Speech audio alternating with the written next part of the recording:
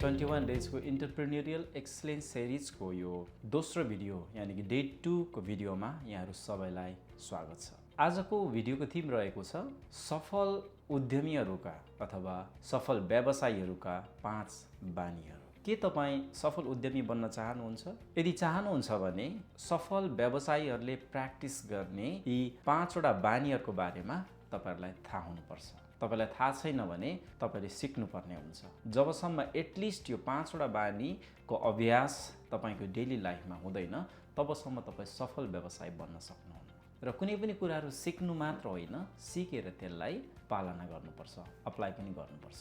सफलता सडनली अचानक हुने उपलब्धिहरूबाट होइन, यी यस्ता सानसाना बानीको अभ्यासबाट, प्र्याक्टिसबाट चाहिँ हासिल हुन्छ।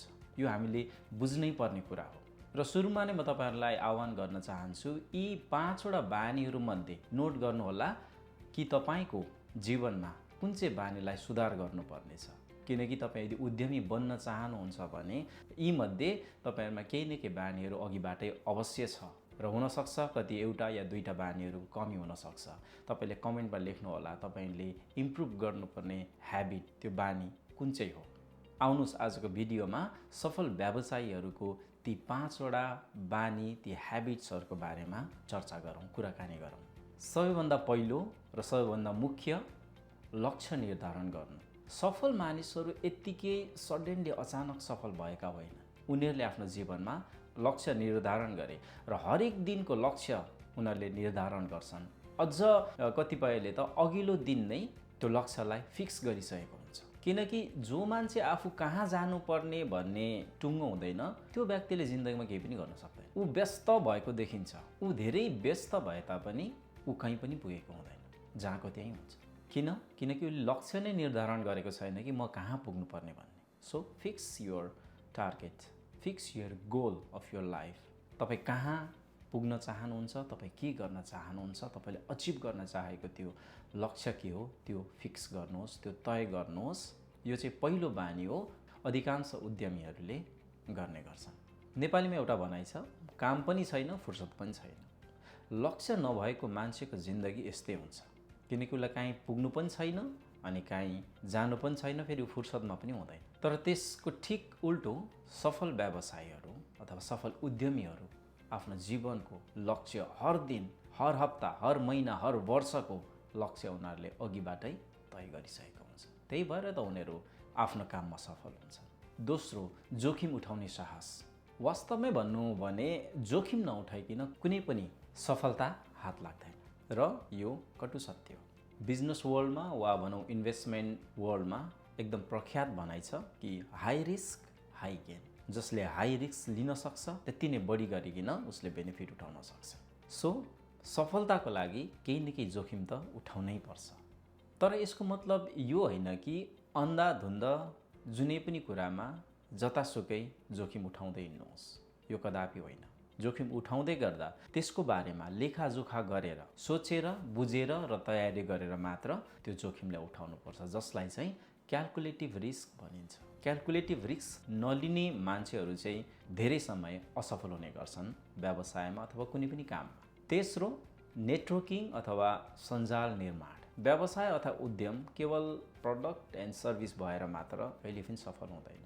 त्यसको लागि तपाईसँग राइट नेटवर्क, सम्बन्धहरू, चिन्जानहरू हुन आवश्यक छ। यदि त्यो भयो भने तपाईको व्यवसाय वा उद्यम सफल हुने म्याक्सिमम चान्सेस हुन्छ। कि मसँग सामान छ नि, मसँग सर्भिस छ नि, आवश्यकता परे कस्टमर आउँछन् लिन्छन् भनेर यदि हामी बस्यौँ भने हामी म्याक्सिमम फेल हुने चान्सेस त्यहाँ रहन्छ। सो हामीले हाम्रो व्यवसायलाई सफल बनाउनको निम्ति नेटवर्क निर्माण गर्नै पर्छ। सो नेटवर्क बिल्डअप गर्नको निम्ति कहिले पनि पछि नपर्नुहोस्। त्यसले तपाईको व्यवसायलाई धेरै सहायता गर्छ र नेटवर्क बिल्डअपको निम्ति त्यत्रो ठुलो मूल्य चुकाउनु पर्ने पनि हुँदैन यदि हामीले सही तरिकाले पाइला चाल्यौँ भने, कदम चाल्यौँ भने। कहिलेकाहीँ कोही अचानक भेटिएको मानिसहरूसँग गरेको छोटो मिठो कुराकानी पनि एउटा बलियो नेटवर्क निर्माणको निम्ति काफी हुन्छ। बाटोमा हिँड्दै गर्दाखेरि कोही व्यक्तिसँग भेट्दै गर्दाखेरि मिठो मुस्कानको साथ छोटो कुराकानी गरिदिनुहोस्। के थाहा त्यो व्यक्ति तपाईको यात्रामा कहीँ न कहीँ काम लाग्न सक्छ, उसँग काम गर्नुपर्ने अवस्थाहरू आउन सक्छ। कतिपय समयमा हामी जजमेन्टल हुन्छौँ, मान्छेलाई हेरेर उसँग सम्बन्ध अथवा उसँग कुरा गर्ने कि नगर्ने, रिलेसन बिल्डअप गर्ने कि नगर्ने भन्ने कुरा। बट डोन्ट जज the book by its cover भन्ने एउटा इङ्ग्लिसमा भनाइ छ। कसैलाई पनि बाहिरी आवरण हेरेर जज नगर्नु, सिम्पल। किनकि हाम्रो कसैसँग मिठो दुई वचन बोल्दैमा केही हानि त छैन, केही लस त छैन। सो हामीले किन नगर्ने? अघि भने चाहिँ के थाहा को मानिस कहाँ कुन अवस्थामा हाम्रो निम्ति काम लाग्न सक्छ। So think in this way also. चौथो, निरन्तर सिकाइ। बजार बदलिन्छ, कस्टमर ग्राहकहरू बदलिन्छन्, प्रविधि टेक्नोलोजी बदलिरहन्छ, जसको बारेमा हामीले सिकिराख्न बुझिराख्न खाँचो छ।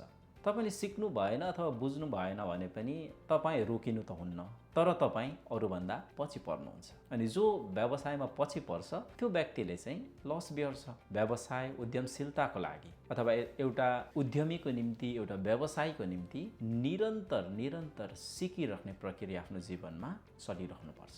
एउटा काम गर्ने व्यक्तिले म सिक्दिनँ, म काम त हो नि गर्ने भन्न सक्छ। उसलाई त्यो चोइस छ, किनकि उसले सेम काम डे बाई डे गरिरहेको हुन्छ। उसलाई अरू कुराहरूको च्यालेन्ज नहुन पनि सक्छ। तर एउटा उद्यमीलाई नयाँ टेक्नोलोजी, ग्राहकको रुचि अनि बजारको बारेमा जानकारी भएन भने उसले ठुलो मूल्य चुकाउनु पर्ने हुन्छ। So keep learning.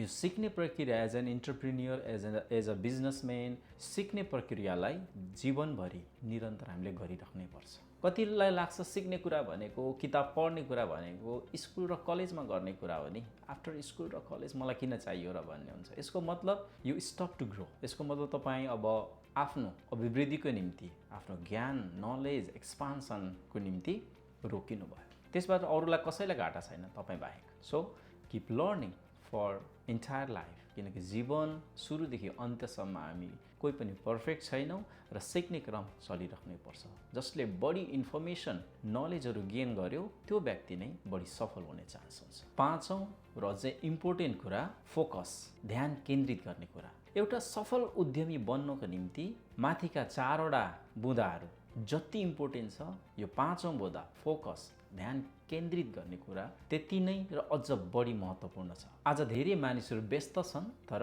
प्रोडक्टिभ छैन। सफल व्यक्तिहरू सबै कुरा गर्दैनन् तर सही कुरा गर्छन्, र जुन कुरामा उनीहरू लाग्छन्, सिलेक्टिभ कुराहरूमा उनीहरू लाग्छन्, त्यसमा दिलो ज्यान दिएर, संसार भुलेर, ध्यान केन्द्रित गरेर लाग्छन्। अनि आफै विचार गर्नुहोस्, कोही व्यक्ति सबै आफ्नो ध्यानलाई आफ्नो काममा फोकस गरेर जब काम गर्छ भने ऊ व्यक्ति सफल नभएर को व्यक्ति सफल हुन्छ? सफलता र उपलब्धि भनेको त्यस्तै व्यक्तिहरूको लागि हो जो आफ्नो काममा पुरा फोकस लगाएर समाहित हुन्छ, डुब्छ, त्यसमा काम गर्छ। सफलता त्यस्तो व्यक्तिहरूको लागि पटक्कै होइन जो चिया पसलमा बस्छन्, बिना बित्थाको गफ गर्छन्, चाहिने नचाहिने कुराहरूको तर्क वितर्क, राजनीतिक कुराहरू, र त्यस्तो व्यक्तिहरूको लागि पनि होइन जो आफूलाई पढे लेखेको सोच्छ तर बिना काम डुलिरहेको हुन्छ। उसलाई सानो काम गर्नको लागि लाज लाग्छ, अप्ठ्यारो लाग्छ, म त पढे लेखेको मान्छे हो।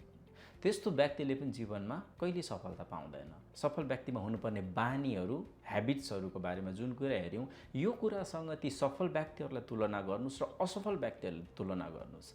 जुन व्यक्तिहरूमा यो बानी, ह्याबिट छ, ती व्यक्तिहरू सफल छन्। तपाईँको समाज वरिपरि पनि तपाईँले देख्नुहुन्छ त्यस्ता व्यक्तिहरू। र जो व्यक्तिमा यो ह्याबिटहरू छैन, कहाँ जाने भन्ने उसलाई टुङ्गो छैन, जोखिम लिन डराउँछ, अनि चिनजान छैन, रिलेसन छैन, सिक्ने कुरालाई ऊ स्कुल र कलेजको कुराहरू सोध्छ, केही नयाँ कुराहरू सिक्ने चाहना राख्दैन, पाएको कुरा अथवा हातमा आएको काममा पनि ऊ फोकस हुँदैन भने त्यो व्यक्तिहरू असफल रहन्छ। अनि अरू दुनियाँदारीलाई दोष लगाएर, सरकारलाई दोष लगाएर, अरूलाई दोष लगाएर बसिरहेको हुन्छ, तर आफूले सुधार गर्नुपर्ने कुरामा चाहिँ उसले ध्यानै दिएको हुँदैन।